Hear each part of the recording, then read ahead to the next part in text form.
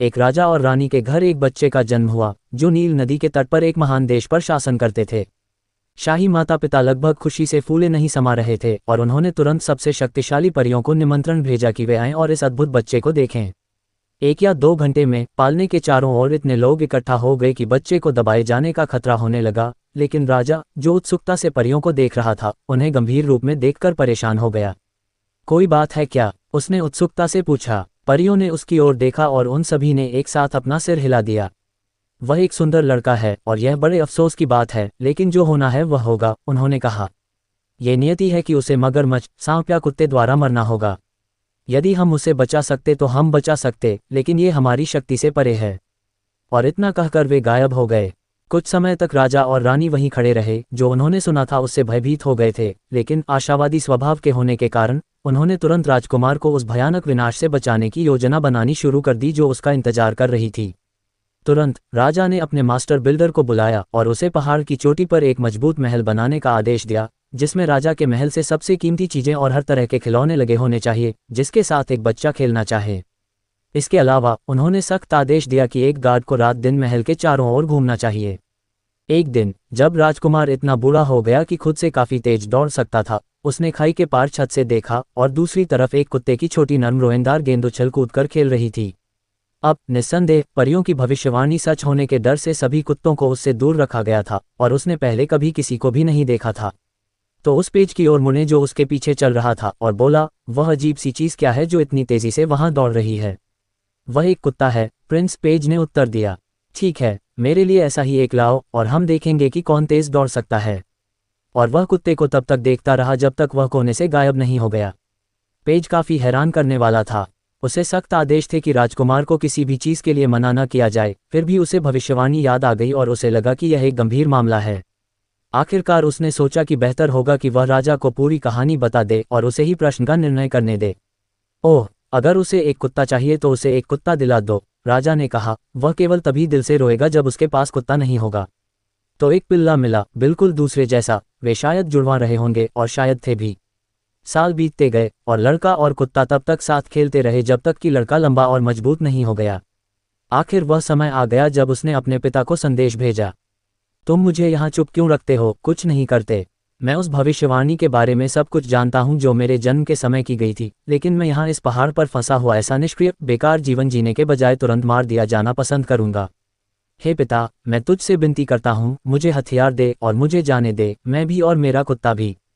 फिर से राजा ने उसकी इच्छा सुनी और युवा राजकुमार और उसके कुत्ते को एक जहाज में नील नदी के दूसरी तरफ ले जाया गया, जो उस हिस्से में इतना चौड़ा था कि लगभग समुद्र हो सकता था। दूसरी तरफ एक काला घोड़ा एक पेड़ से बंधा हुआ उसका इंतजार कर रहा था और वह उस पर सवार हो गया और जहां भी उसका मन उसे ले गया वहां से चला गया। कुत्ता हमेशा उसकी एड़ी पर खड़ा था। कोई भी राजकुमार उसके जितना खुश नहीं था और वह तब तक दौड़ता रहा जब तक कि वह एक राजा के महल में नहीं पहुंच गया। वहां उन्होंने खुद को प्रस्तुत किया और राजा ने उस युवक को पसंद किया। और उसकी बेटी भी उस पर फिदा हो गई और वह भी उस पर फिदा हो गया। जल्द ही उन्हें प्यार हो गया और उनकी सगाई हो गई।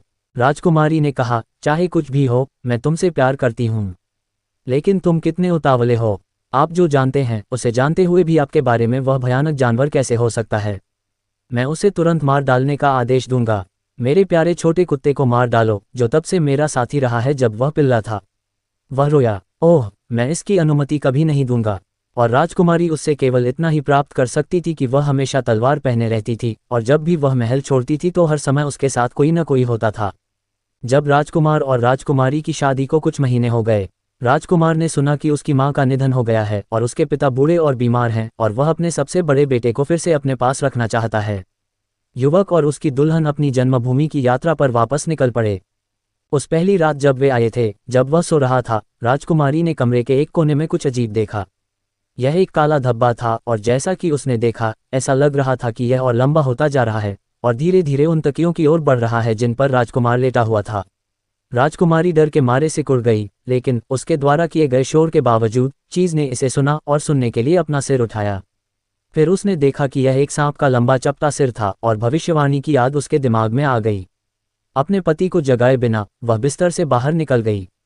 उसने मेज पर रखा दूध का एक भारी कटोरा उठाया और उसे सांप के रास्ते में फर्श पर रख दिया, क्योंकि वह जानती थी कि दुनिया में कोई भी सांप दूध का विरोध नहीं कर सकता है। जैसे ही सांप करीब आया, उसने अपनी सांस रोक ली और उसे फिर से अपना सिर ऊपर उठाते हुए देखा, जैसे कि उसे कुछ अच्छी गंध आ रही हो, जबकि उसकी कांटेदार जीभ लालच से बाहर निकल रही थी। आखिरकार उसकी नज़र दूध पर पड़ी और एक पल में वह उसे इतनी तेजी से उछालने लगा कि यह आश्चर्य की बात थी कि प्राणी का दम नहीं घुटा, क्योंकि जब तक उसमें एक बूंद बची रहती थी तब तक वह कटोरे से अपना सिर नहीं उठाता था। इसके बाद वह जमीन पर गिर गया और गहरी नींद में सो गया। राजकुमारी इसी का इंतजार कर रही थी। अपने रक्षकों को बुलाते हुए उसने सांप को एक टाइट फिटिंग ढक्कन वाली बड़ी टोकरी में कैद करने का आदेश दिया, जिसमें जीव को थोड़ी देर के लिए रखने के लिए पर्याप्त भोजन हो, और टोकरी को बहुत दूर देश में भेजने का आदेश दिया। उनके आगमन के तुरंत बाद बूढ़े राजा की दुखद मृत्यु हो गई। उन्होंने उसे एक शानदार अंत्येष्टि दी और फिर राजकुमार को नए कानूनों की जांच करनी पड़ी जो उसकी अनुपस्थिति में बनाए गए थे, और इसके अलावा कई अन्य व्यवसाय भी करने थे, जब तक कि वह थकान से काफ़ी बीमार नहीं हो गया और आराम करने के लिए नदी के किनारे अपने महलों में से एक में जाने के लिए बाध्य हो गया। यहाँ वह जल्द ही ठीक हो गया और शिकार करना शुरू कर दिया, और जहाँ भी वह जाता उसका कुत्ता, जो अब बहुत बूढ़ा हो गया था, उसके साथ जाता था। एक सुबह राजकुमार और उसका कुत्ता हमेशा की तरह बाहर गए और अपने खेल का पीछा करते हुए वे नील नदी के तट के पास पहुंच गए। राजकुमार अपने कुत्ते के पीछे पूरी गति से दौड़ रहा था जब वह उसके रास्ते में पड़ी लकड़ी के लट्ठे जैसी दिखने वाली किसी चीज पर गिरते गिरते बचा। उसे आश्चर्य हुआ कि एक आवाज ने उससे बात की। भयभीत होकर उसने देखा कि जिस चीज को वह शाखा समझ रहा था वह वास्तव में एक मगरमच्छ था।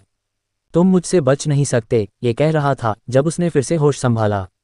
मैं तुम्हारा भाग्य हूँ और तुम जहाँ भी जाओगे और जो कुछ भी करोगे तुम हमेशा मुझे अपने से पहले पाओगे। मेरी शक्ति को हिलाने का एक ही साधन है। यदि तुम सूखी रेत में एक गड्ढा खोद सको जिसमें पानी भरा रहे तो मेरा जादू टूट जाएगा। यदि नहीं तो मृत्यु शीघ्रता से तुम्हारे पास आ जाएगी। मैं तुम्हें यह एक मौका देता हूँ, अब जाओ। वह युवक उदास होकर चला गया और जब वह महल में पहुंचा तो उसने खुद को अपने कमरे में बंद कर लिया और पूरे दिन किसी से, यहाँ तक कि अपनी पत्नी से भी मिलने से इनकार कर दिया। हालांकि सूर्यास्त तक राजकुमारी काफी डर गई और उसने उससे इतनी दृढ़ता से विनती की कि उसने उसे अंदर आने दिया। तुम कितनी पीली लग रही हो, वह रोते हुए बोली। क्या किसी चीज ने तुम्हें चोट पहुंचाई है? मुझे बताओ, मैं तुमसे प्रार्थना करता हूँ, मामला क्या है? तो राजकुमार ने उसे पूरी कहानी बताई और मगरमच्छ द्वारा उसे दिए गए असंभव कार्य के बारे में भी बताया। रेत का गड्ढा पानी से कैसे भरा रह सकता है? उसने पूछा। बेशक ये सब चलेगा, मगरमच्छ ने इसे मौका कहा, लेकिन हो सकता है कि उसने मुझे उसी समय नदी में खींच लिया हो। सचमुच मैं उससे बच नहीं सकता। ओह, अगर इतना ही है, राजकुमारी चिल्लाई, मैं तुम्हें खुद आज़ाद कर सकती हूँ, क्योंकि मेरी परी गौडमदर ने मुझे पौधों का उपयोग करना सिखाया है और यहाँ से कुछ ही दूरी पर रेगिस्तान में 4 पत्तियों वाली एक छोटी सी जड़ी बूटी उगती है जो एक गड्ढे में पूरे साल तक पानी रख सकती है।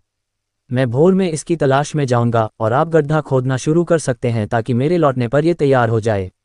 अपने पति को सांत्वना देने के लिए राजकुमारी ने हल्की फुल्की और प्रसन्नतापूर्वक बात की थी, लेकिन वह अपने दिल में अच्छी तरह जानती थी कि उसके सामने कोई भी हल्का काम नहीं है। जब वह एक बर्फ सफ़ेद गधे पर बैठकर महल से निकली और नील नदी से सीधे पश्चिम की ओर चली गई, तब भी तारों का प्रकाश था। कुछ समय तक उसे अपने सामने रेत के सपाट कचरे के अलावा कुछ भी दिखाई नहीं दिया, जो सूरज के ऊपर और ऊपर चढ़ने के साथ और अधिक गर्म हो गया। तब उसे और गधे को भयानक प्यास लगी, परंतु प्यास बुझाने के लिए कोई जलधारा न थी, और अगर कोई जलधारा होती भी तो उसके पास रुकने का समय मुश्किल से होता, क्योंकि उसे अभी भी बहुत दूर जाना था और शाम से पहले वापस आना था, अन्यथा मगरमच्छ घोषणा कर सकता था कि राजकुमार ने उसकी शर्तों को पूरा नहीं किया है। इसलिए उसने अपने गधे से उत्साहवर्धक बातें कहीं, जो जवाब में रेंकने लगा और दोनों तेजी से आगे बढ़े। ओह, वे दोनों कितने खुश हुए जब उन्होंने दूर एक ऊंची चट्टान को देखा जिस पर एक शानदार ठंडी छाया पड़ रही थी। हालांकि गधा आराम करने से संतुष्ट था, लेकिन राजकुमारी ऐसा नहीं कर सकी, क्योंकि जैसा कि वह जानती थी, पौधा चट्टान के बिल्कुल ऊपर उगता था और उसके नीचे एक चौड़ी खाई फैली हुई थी। सौभाग्य से वह अपने साथ एक रस्सी लाई थी और एक सिरे पर फंदा बनाकर उसे अपनी पूरी ताकत से खाई के पार फेंक दिया।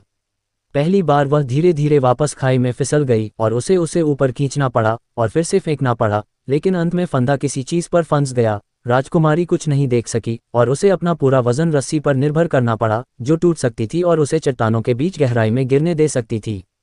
और उस स्थिति में उसकी मृत्यु भी उतनी ही निश्चित थी जितनी उसके पति की। बेचारी राजकुमारी का हृदय निराशा से भर गया।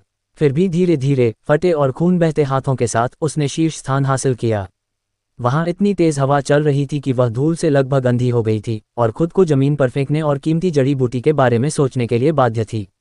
यह एक पौधा था, ये स्पष्ट था, लेकिन सही वाला। वह देख नहीं पाए क्योंकि हवा पहले से कहीं अधिक तेज चल रही थी, इसलिए वह जहां थी वहीं लेट गई और पत्तियां गिरने लगी। 1 2 3 हाँ हाँ, वहां 4 थे, और एक पत्ता तोड़कर उसने उसे अपने हाथ में सुरक्षित रखा जब वह चट्टान से नीचे जाने के लिए हवा से लगभग स्तब्ध होकर मुड़ी। वह चट्टान से नीचे फिसली, अपनी रस्सी के साथ खाई पर कूद गई, जैसा कि उसने पहले किया था, और अपने गधे के साथ चल पड़ी, जो उसके लौटने पर खुशी से चिल्लाने लगा। नील नदी के तट पर गधा रुका और राजकुमारी राजकुमार के पास दौड़ी।